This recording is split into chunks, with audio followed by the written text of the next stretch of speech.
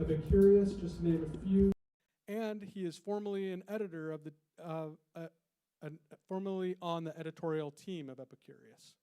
He's a busy guy. Jarrett has also written 7 cookbooks, with 3 more slated to come out in 2026. Some of these titles or the list include My Pokemon Baking Book, RuneScape, the official cookbook, Percy Jackson and the Olympians official cookbook, the official Wednesday cookbook, the official Borderlands cookbook, the White Lotus official cookbook, and his newest cookbook, Persona, the video game, the official cookbook, which are all beautiful, and many of them are for sale in the back. So it's always fun for me to bring an author to the Ann Arbor District Library, but Jarrett and I have been talking for about a year now in preparation to get him over here, and it's always fun, but it's even more fun when someone is a genuinely nice person. And I've really enjoyed working with Jarrett, bringing him here, and I'm excited to hear his talk tonight. So please help me welcome Jarrett Melendez.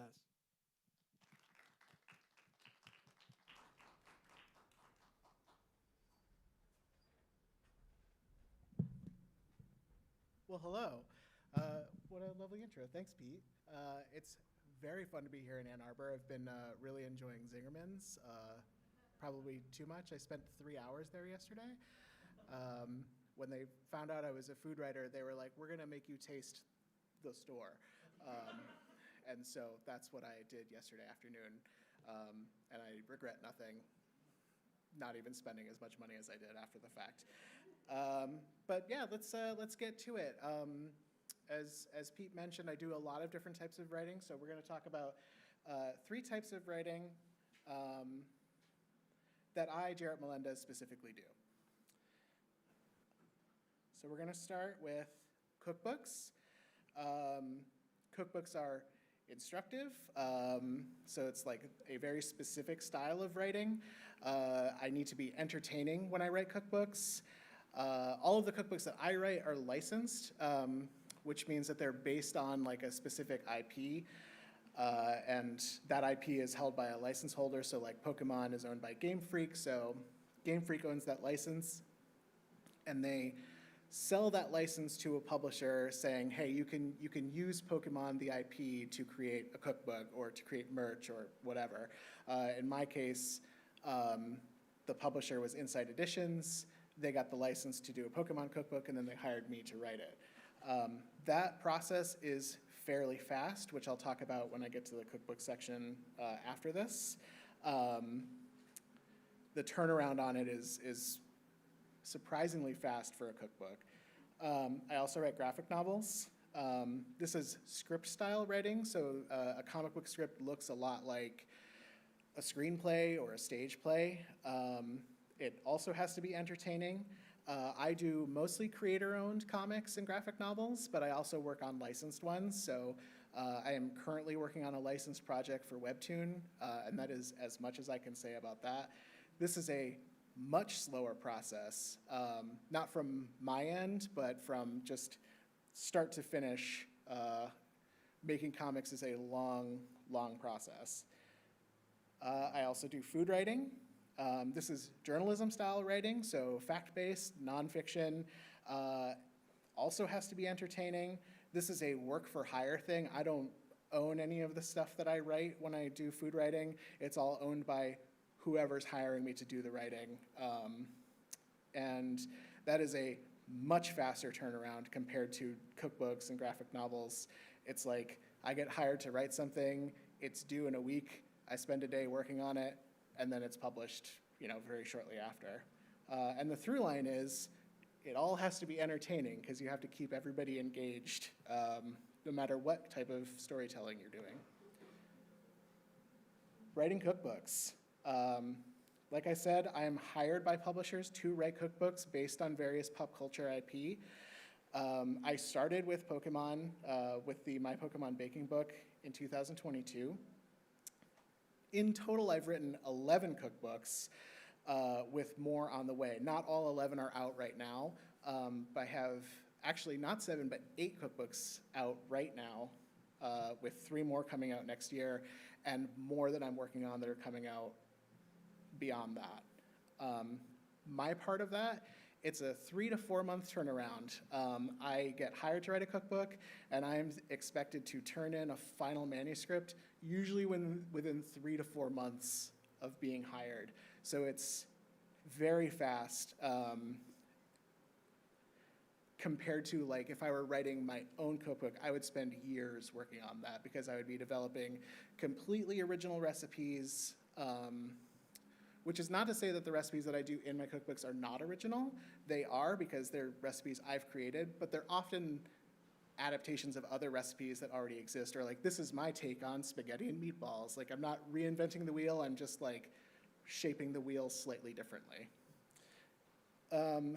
From signing contract to publication, it's usually about a year. So if I get hired to write a Pokemon cookbook in September, odds are it'll come out September the following year. So even though it only takes me 3 to 4 months to do my part of the writing, it takes months for the publisher to market the book, to like get it into booksellers' hands, to get PDFs out to people, to design it, to style and photograph it. My process starts with writing an outline. The way that I do that is I create a spreadsheet, and it's basically just a list of every single recipe that's going to be in the book, the broad strokes of the recipe, like spaghetti and meatballs, and I'll say, this is going to be a spaghetti and meatball dish that's heavy on garlic, and whatever other notes that go in about like the actual flavor and structure of the recipe.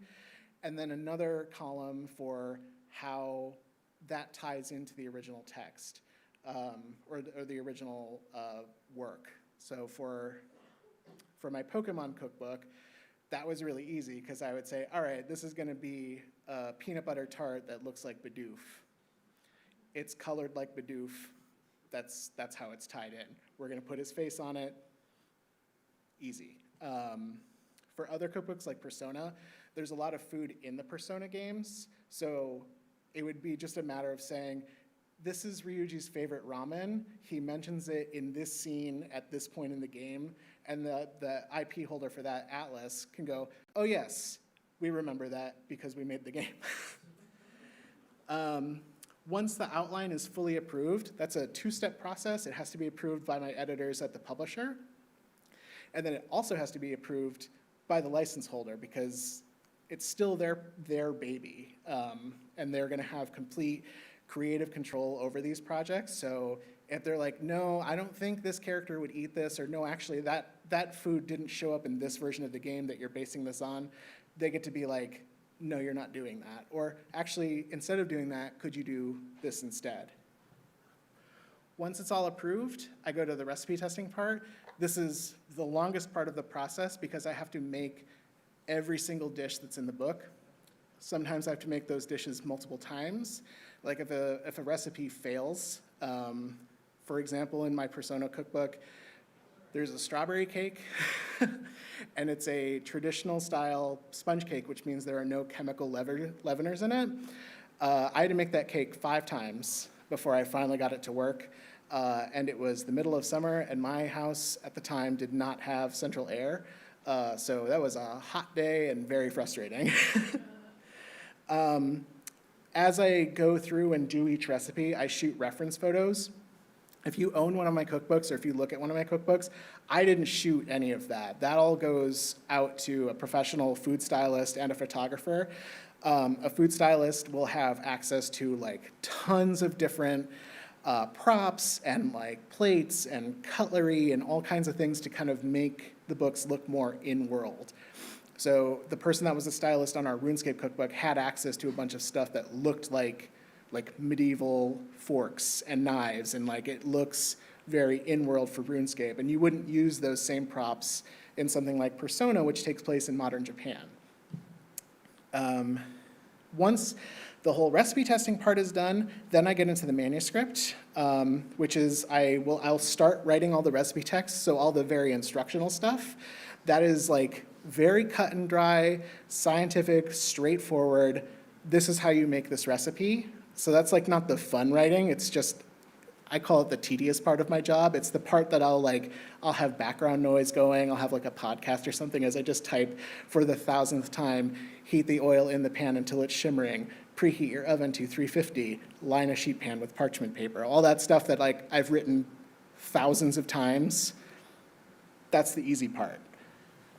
Then I get to finish with the lore, which is the fun part. That is like the head notes, which if you have my Percy Jackson cookbook, I wrote that whole book in Grover's voice. So I got to be like a sassy satyr saying like, we learned this recipe like because we fought Medusa, you know, like it was very fun to write. That's the stuff where you get to make the book feel in-world. For the White Lotus cookbook that I did, our idea for it was this would be like a book that you would buy at a White Lotus in the gift shop. So it was like, got to be very snooty and very sassy and like make references to like stuff that happens in the show and like talking about problematic guests or unfortunate accidents that have happened on property and stuff like that. Once I'm done with the manuscript, that goes to my editor. The editor asks for changes. I make those.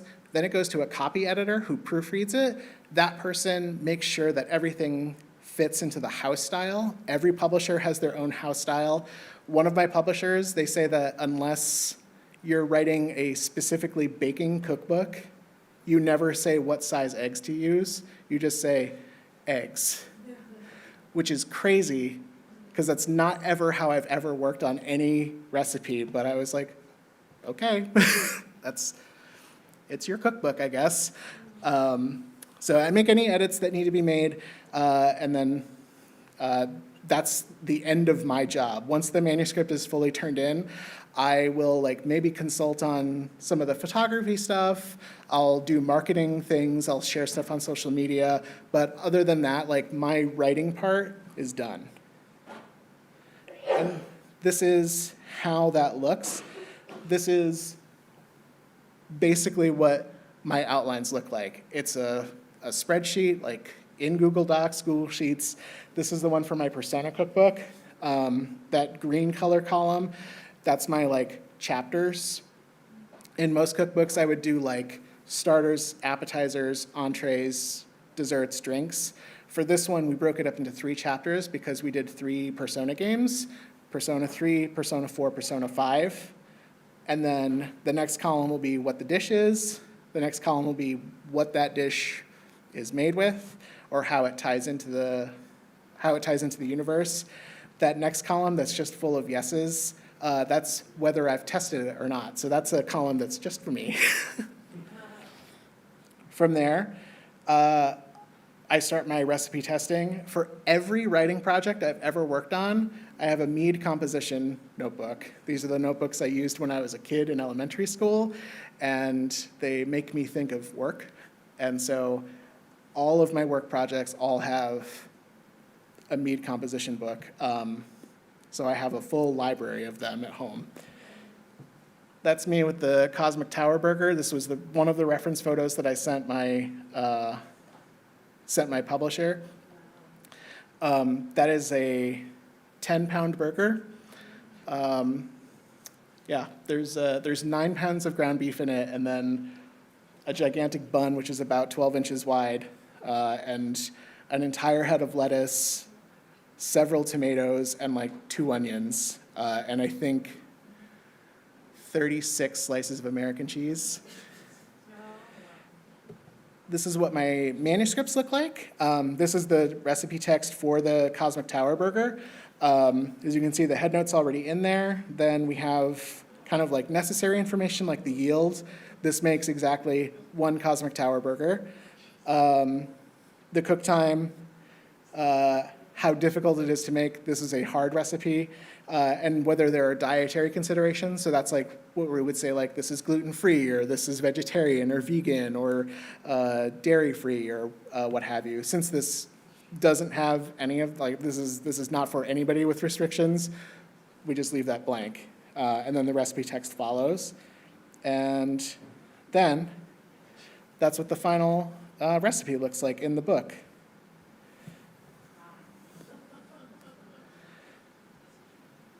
Writing graphic novels, a little bit different, where cookbooks, the publishers come to me with the IP that they want me to write. I pitch my ideas to publishers. I either give my agent a pitch and I say, hey, can you take this out and try and sell it for me? Or if I already have a relationship with a publisher, I'll usually speak with an editor that I've worked with and say, hey, do you guys think you would be interested in XYZ? And they say yes or no. Once that happens, then I'll turn things over to my agent to handle all the get me more money from them, please. All of that talk. I am also sometimes hired by publishers or asked to pitch stories. Sometimes a publisher is already familiar with my work. Maybe I haven't worked with them. And they say hey, if you have anything that you'd like us to consider for publication, let us know. And like I said, I'm working on something licensed right now. That was something that the editor brought to me and said, would you be interested in working with this IP in this format? And I said, yes. I started writing graphic novels back in 2017. That was with my book, Chef's Kiss. I wrote it in 2017, and it did not come out until 2022.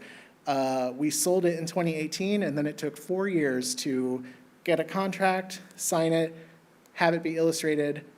A pandemic happened, and then the book came out. Since then, I've written or contributed to 7 different graphic novels, comics, and anthologies.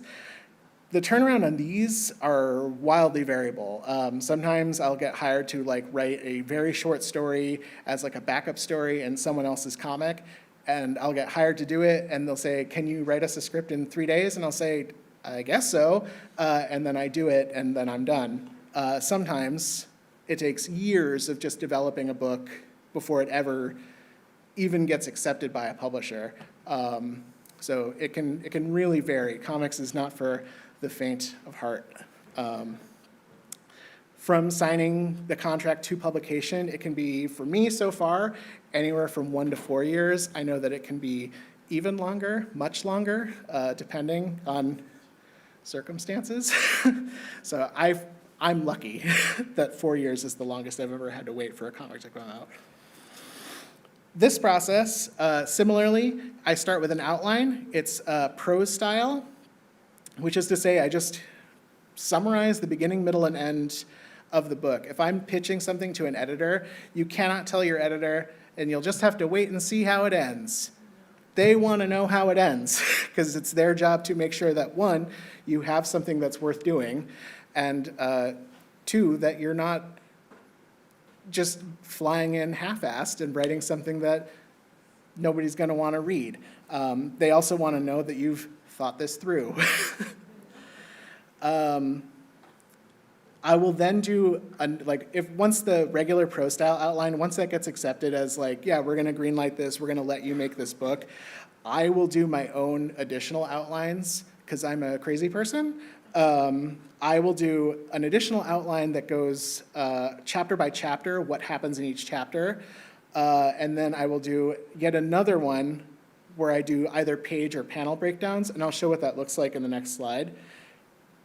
In addition, I'll do character descriptions, so that'll be a list of all the major and minor characters through the entire book, and I'll list what their personality traits are, what their physical characteristics are, personal style, age, whatever I feel is relevant for whoever my collaborator is to do their job, which is to come up with what these characters look like.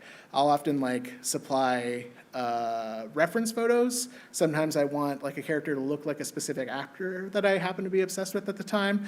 And I say, I would like that person to star in this book that I'm working on. And because I don't know that actor, I just make somebody draw that actor into it. From there, once everything gets accepted, I start scripting. And what a script is for comics, it's just a detailed description of every single panel in the book, along with any dialogue and sound effects. And then once my script is all accepted, edited, and redone and rewritten, that goes to the artist. This is the longest part of making a comic or graphic novel, and it's my favorite because it just means that periodically I'll get an email that has art in it, and I get to look at beautiful art, and watch this book come to life.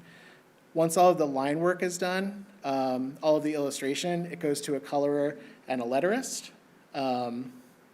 Colorer and letterist, those are reversed.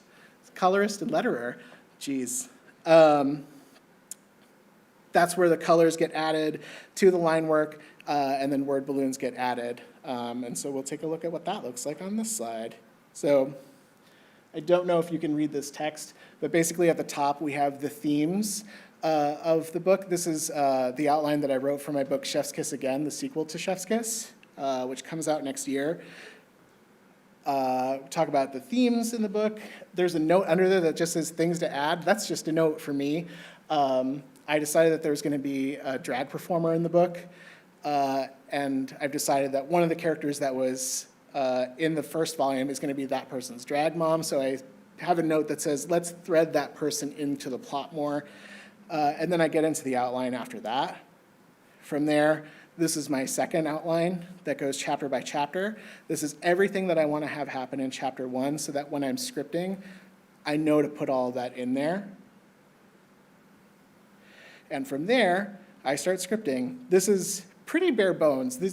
For this scene, at this point, because I know that the person I'm working with kind of knows what I'm looking for, I have like a shorthand version of my scripts.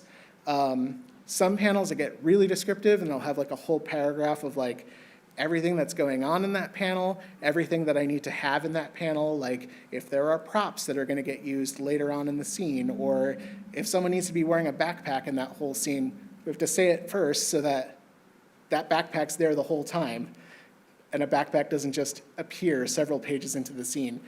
From there, we have our line work, and then colors and letters. And I'm very lucky to be working with the person that I'm working with on this. Her name is Irene Flores, and she makes everybody really hot. So that's very exciting for me. Writing for food media, totally different. I pitch ideas to editors, or I get hired by editors to write specific content. I have a lot of different specialties that are like topics that I know very well in food media. I get hired to write about a lot of different like boozes, like whiskey and tequila.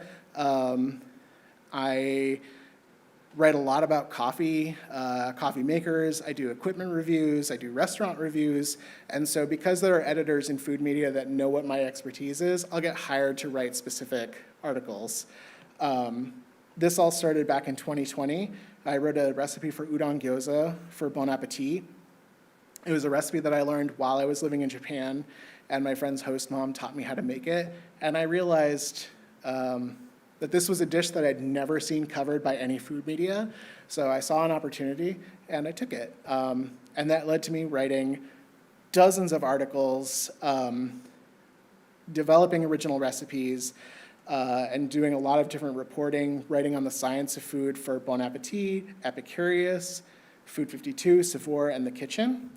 Like I said before, the turnaround is really quick. I'll get hired to write something, and I'll have days or weeks to write it. I'm very fast at food writing. I can usually like sit down and knock an article out in like an hour if I'm pressed. But yeah, this is like the easiest part of my job. It's something I really enjoy doing, and it pays fine. So it's good to be fast. And yeah, it's days to weeks between getting assigned something and having it published. When I'm working for The Kitchen, I'll often pitch a bunch of stories a month out. So like in November, I'll get asked for December pitches, and I'll send a list of like 10 or 15 things that I want to write about, and they'll pick from that list what they want me to write. And so I know going into December, okay, I've got 4 articles to write next month, and these are the due dates.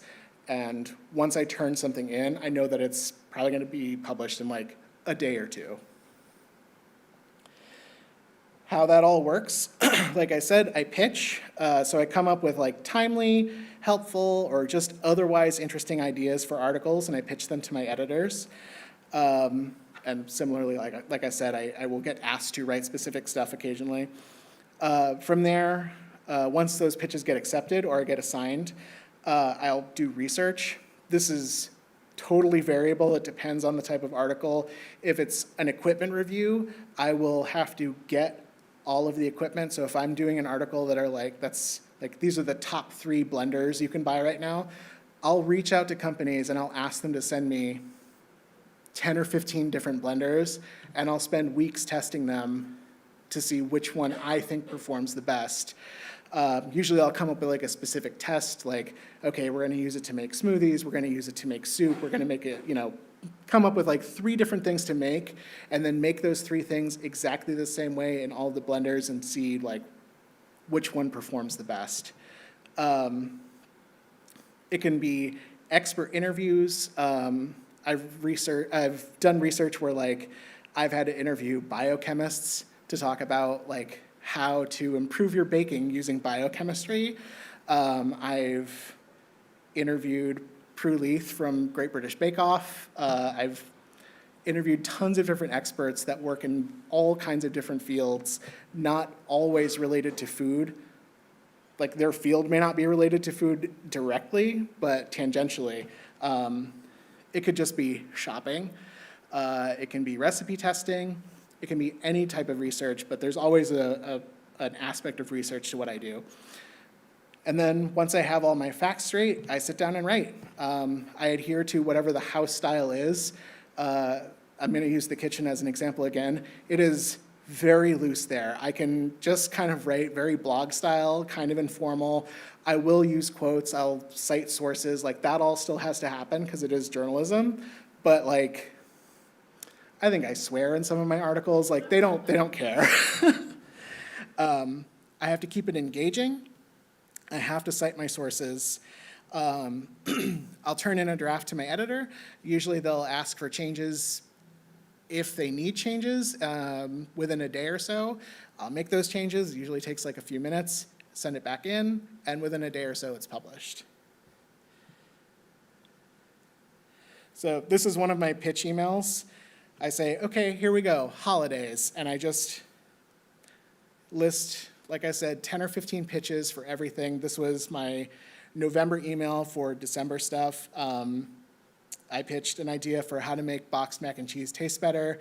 I pitched my favorite chocolate-covered almonds from Costco. I pitched a bulk buy, a splurge bulk buy for Valrhona chocolate thieves, which are my favorite chocolate to bake with. And then I pitched a splurge gift idea. It's vanilla from Sonoma Syrup Company. It's my favorite vanilla that I've ever used. I use it for all of my recipe testing. I gift it frequently to like my friends who bake. It's pretty expensive. It's like $45 a bottle, but it's a really beautiful bottle. It's really great vanilla. I thought it would make a good gift, and my editor agreed, so she had me write that up. And it was just published like a week ago. Here's our headline. Here's what I had to say about it. That's the photo that I shot for them to use. And that's that. Thank you so much for listening to me. If you have questions, I will take them. But in the meantime, please clap.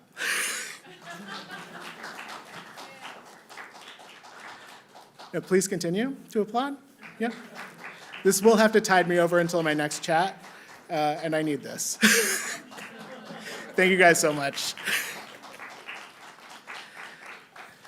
All right, I'm coming over with a mic. Oh, Pete's got you.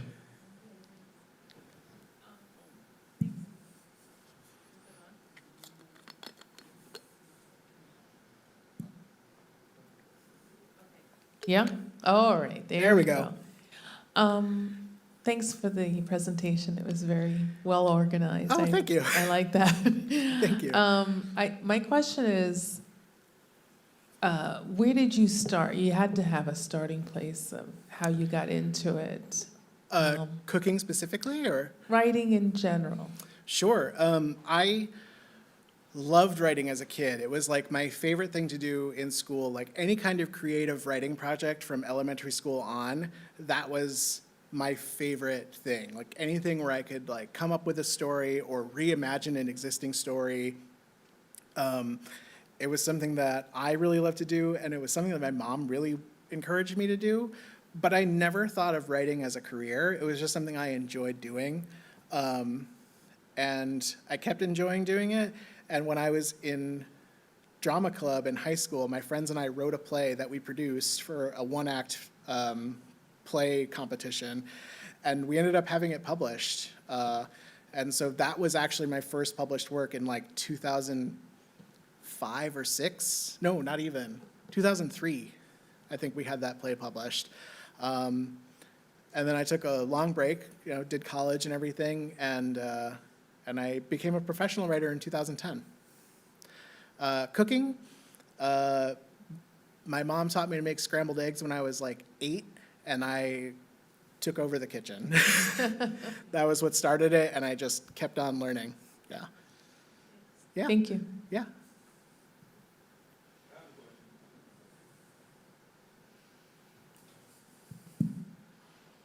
You mentioned that you write cookbooks. I saw that, right? Yeah. Now, is there like an instance or an experience you have where you would compile the works of others to complete like any type of like project? Like you would agree with each other's process, and then someone would like take the project by the helm and receive the credit for like one piece of work.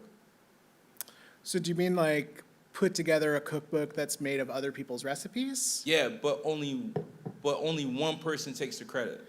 Oh, no, I don't think I would want to be involved with anything like that. I love just working for someone else to make their cookbooks. Okay. I think I would happily write my own cookbook. That's something that I am working on right now. And because it's mine, it's going to be like a years-long process. I have a partner that has a lot of food restrictions, and so something that we've been working on together is creating a collection of recipes that they can specifically eat. And then once we have like 100 or so, I think then I would pitch that to a publisher. Yeah. But yeah, as far as like, yeah, I wouldn't feel right being like, yes, everybody give me your recipes and then I'm going to take the credit. I wouldn't feel good about that. Yeah. But you said sometimes you tweak a recipe that's well known, like spaghetti and meatballs. Yeah, and like, I'm part Italian, so like it's really just a different version of my family's spaghetti and meatballs. Yeah, like that, and that's different. Like it's tricky. Cookbooks are tricky because you can't really copyright a recipe. You specifically can't copyright a list of ingredients, but what you can copyright are the instructions. So if you were to steal someone else's instructions, that counts as copyright infringement. But this is not something that I do, but like, if you were to take someone's recipe and just reword the instructions, that is not technically copyright infringement. It's a real tricky business. I'm currently watching a little war between two recipe developers go down on social media right now, and I won't get into the details of it, but it's been interesting to watch because it's a real gray area. Yeah, very fine line, and it's not great. But good question. Hi. So I saw you do a lot of work with like existing IPs. Mm-hmm. When you're in the process of putting together your recipes, do you find yourself like kind of getting lost in the research? So for example, your Persona cookbook covers 3 games. Even one of those games can take hours and hours. So kind of what is your process to make sure that you are thoroughly engaging with the IP, but not necessarily like getting lost in it? It's a really good question. So Persona, I was a huge fan of. Persona is actually the only cookbook that I specifically pitched as like, this is something that should happen. I've been a huge fan of Persona for a lot of years, and it happened that my editor, the one who I'd worked with the most at this specific publisher, she was also a huge Persona fan, and we texted, like, we became friends outside of, like, our professional relationship, and I texted her one day, and I said, Sadie, why is there not a Persona cookbook? There's so much food in that universe. And that fandom, I mean, it's endured for years, and, like, they're remaking the game, like, it's a lasting IP. And she said, Jarrett, you know, that's a great idea. I don't know why there's not one, but we do work with Sega already. Why don't we put together a pitch, and we'll bring it, you know, internally to the publisher, and we'll bring it to Atlas, and we'll see what happens. And so, like, it's the only one where I got to be part of the whole process from start to finish. Usually what happens is, like, the IP holder and the publisher have already come to an agreement. This book is definitely going to happen. They're just looking for somebody to make it, and then I come in. This was like, I want this to happen, but I also want me to write it and nobody else. So I just found myself in a really good position to be able to make it happen. So to answer your question, I'd already played the games, and it's why I'm the only author on this book. If you look at some of my books, RuneScape, for example, I had played a bit as a kid, and I knew that food was a big part of it, but I hadn't played in forever. So I have a co-author who had played much more recently than me and had played through a lot of the game. So she handles all the lore stuff. So we got a list from the RuneScape folks saying, here's every food item in the whole game. Here are the, like, 3 recipes that we definitely want in the game. Otherwise, you two just figure out what you want to put in that's already from the game, put it in the book, go for it. And so she and I just kind of worked together. We came up with the list. They were like, sounds good. And I did all the recipes. She wrote all the lore, the intro, the head notes, and all that stuff. And so I don't have to think about it. If it's an IP that I don't know that well, we always get a different author to do that part. Wednesday was an interesting one because I knew that I could have written that by myself because I'd seen the show. But we were in a time crunch because we were trying to time the release of the book with the release of the new season. But then they delayed, like, we'd finished the book, and they delayed the release of the new season by a year. So we were like, oh, we sure rushed for nothing. So the book, like, literally sat in a warehouse for a year before it finally actually came out. But so, yeah, I could have written that book by myself, but we hired a co-author because we wanted to finish it quickly. So if there are time constraints, or if I just am not familiar with the IP enough to write the whole book, we'll have a co-author do that stuff. Yeah. A very long answer to your question, but cool, good.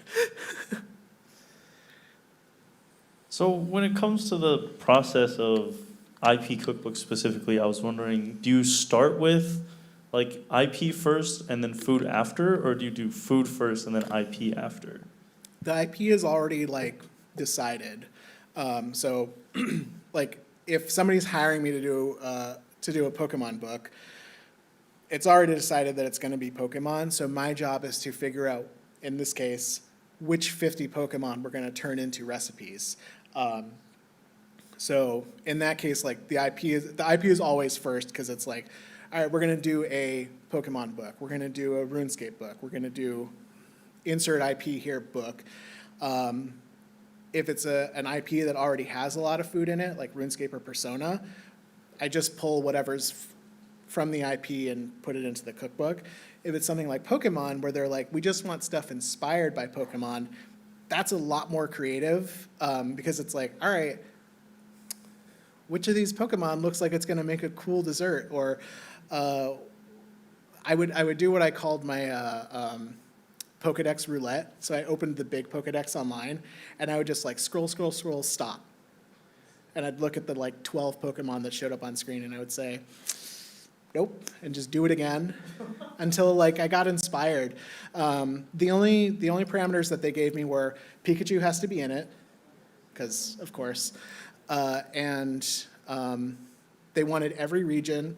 This was before Scarlet and Violet came out, so they were like, you can use these 6 Pokemon from Scarlet and Violet. And those were the only ones I got to see before the games came out. And it was the same ones that everybody got to see once they released that initial like trailer and info about the game. Yeah, so the, Pokemon from every region, try to make it fairly even across regions, like how many recipes per region, and Pikachu has to be in it. That's it. That was their only, like, these are the rules you have to follow for this book. So very freeing, but also kind of overwhelming, because like at the time, it's like you have 1,200 Pokemon to choose from, so good luck picking just 50. We were wondering that. It's just like, do you start with the recipe and it's like, I think I could relate this recipe with this Pokemon? Or do you just like look at the Pokemon and it's like, I could turn that into a recipe and then like have to go that way instead Yeah. of like. Yeah, it was also the first cookbook I wrote too. So like I think now, like, knowing what I know about the process and like what I'm capable of doing, I might have done it a little bit differently, but I'm still really proud of that book.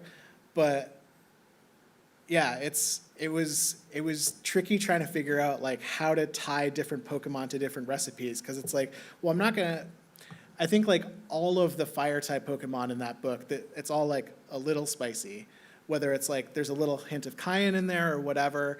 I did like a spice cake for Fuecoco, like just try to keep things like kind of for every type. I was like, all right, it should be like colors should match, or there should be something that reminds you of that type. So like heavy on spices for all the fire type Pokemon.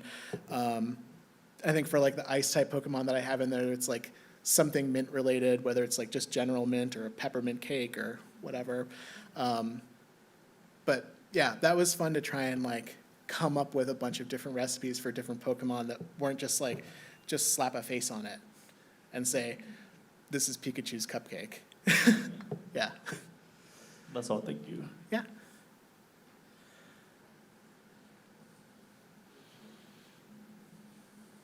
That was a great presentation. I Thank you. have two quick questions. I guess it'll be quick, however. So one, since you were able to pitch Persona successfully, do you have a list of like IPs, like, ah, man, like this is, where's the book on this one or something? And then the second one is a little more open, but since a lot of your writing has been, food related, and then you have some of the graphic novels, like, are there other elements of writing that you're also trying to break into, or you're more satisfied right now with the depth of projects that you have currently? Ooh, good questions. There are a bunch of IP that I'd love to work on for cookbooks. I would love to do a Dungeon Meshi cookbook. I'm surprised there's not an official cookbook already. And the fact that there isn't one means that there's still a chance for me. I would love to do that. I would love to do Legend of Zelda. I would love to do an official Lord of the Rings. Yeah, there's a bunch of different IP that I would love to work with for cookbooks. I know that Anson Mount, who plays Captain Pike in Star Trek, he has like gone on record like at multiple conventions being like, I can't believe there's not a Captain Pike cookbook. And I've been telling one of my publishers who works with Paramount that we should make that happen. So yeah, that's another one that I would love to write. As far as other types of writing, yeah, I would love to try my hand at prose. I want to do, I would love to do some more like fantastical stuff. I've done some sci-fi. I've done like dipped my toe in fantasy with some anthology work, but I would love to do like a more sprawling, like slightly more epic style of fantasy storytelling, either in prose or in graphic novel. And I'd love to do writing for other media. I would love to write for a video game. I would love to write a TV show. I'd love to write a film. I'd love to write for animation. Like, I got a lot of different stories I want to tell, and I'm not done. Yeah. Awesome, thank you. Yeah, thank you. Here's trouble.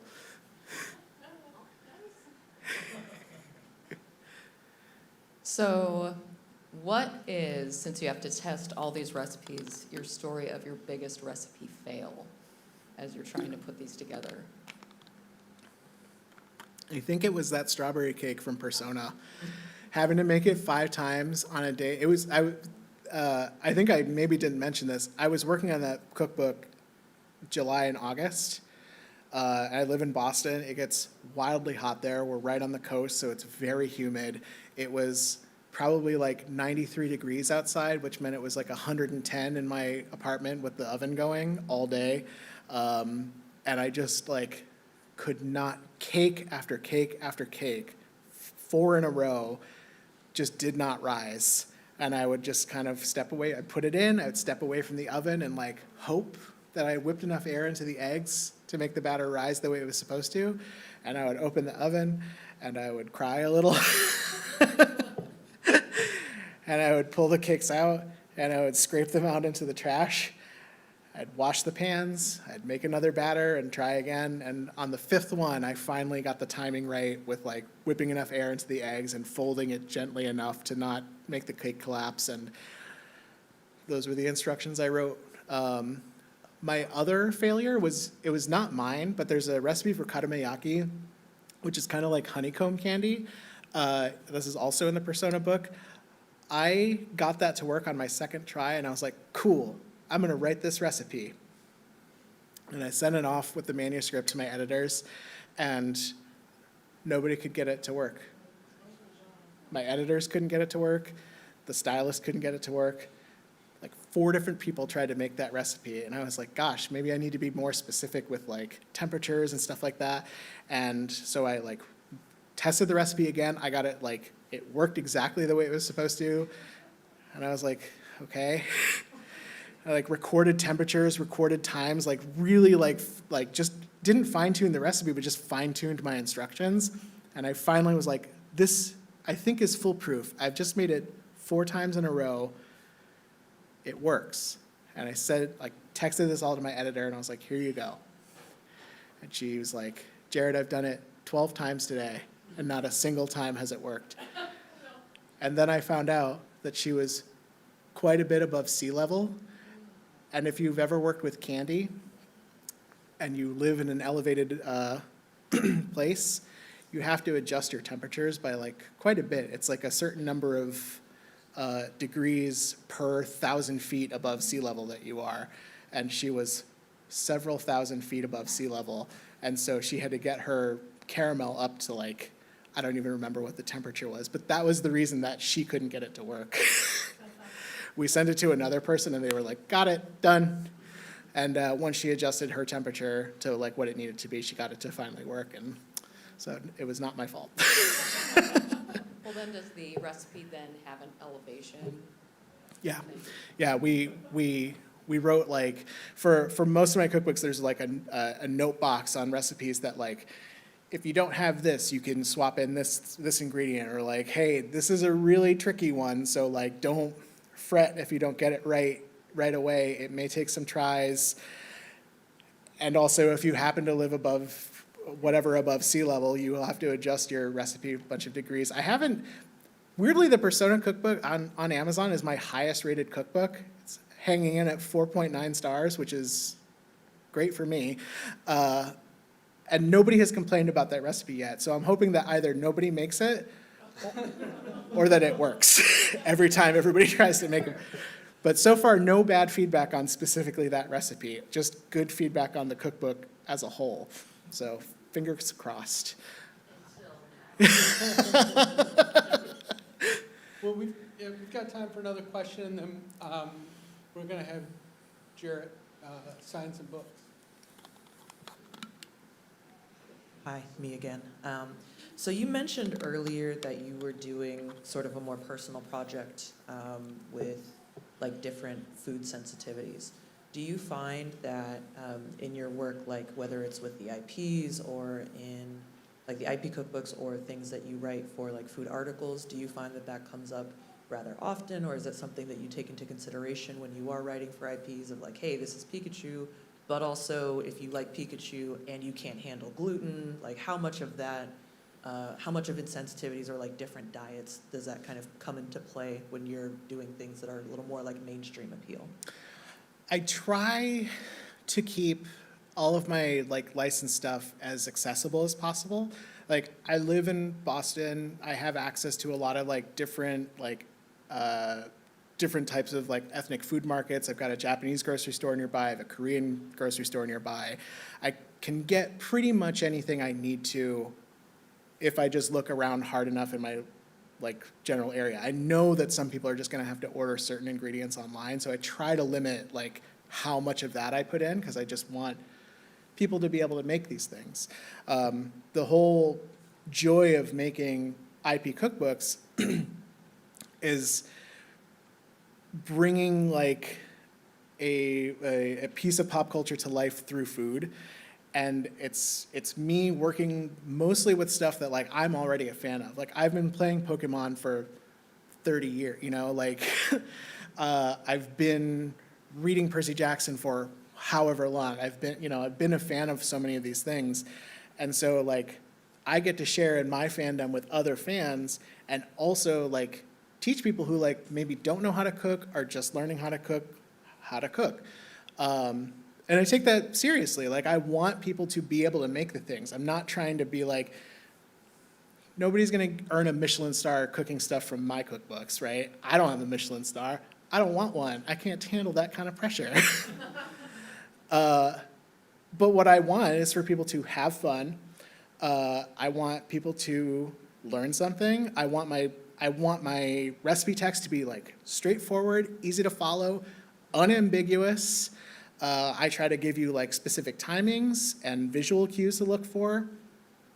And so I try to think about people with dietary restrictions. And so I, will say like in a recipe, like, hey, like this is great if you're gluten-free. There's no gluten in here. Or if it's like, oh, this uses soy sauce, but you could use tamari. Like, like if you don't know that swap, now you do.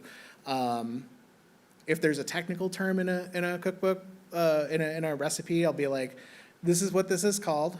This is what this means. Like, do you know what the window pane test is when you're making bread?